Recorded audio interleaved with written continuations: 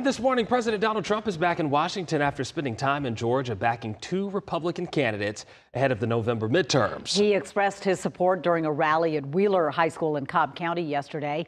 Atlanta News First, Niamani Watson is live at Wheeler High School this morning with more on the president's visit. Niamani, good morning.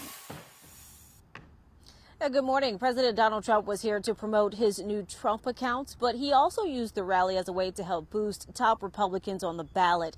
Now, thousands of supporters turned out yesterday to hear him speak. Trump said the program would give young Americans a financial head start with a $1,000 deposit by the federal government for babies born during his term. Now, on the Senate race, Trump endorsed Republican Mike Collins and ripped his Democratic opponent Jon Ossoff. Collins' campaign says he was in Washington for a vote and missed the event.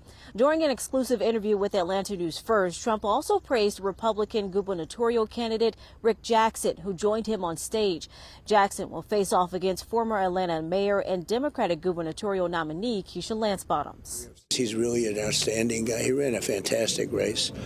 Yeah, he's made a lot of money in the private sector, which tells you that's a good thing, not a bad thing. Mike Collins has Georgia values, and Ossoff doesn't. I call him Pee-wee Herman.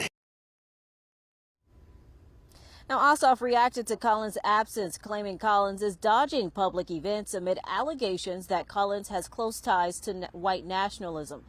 His statement reads in part, quote, Collins provided Trump cover today by remaining in hiding because he knows he can't answer for his troubling ties to bigotry and anti-Semitism. Democratic candidate for governor Keisha Lance Bottoms also responding to the rally. Her campaign released a statement saying in part, there's a clear choice in this election. Rick Jackson would work for Donald Trump. I will work for Georgians.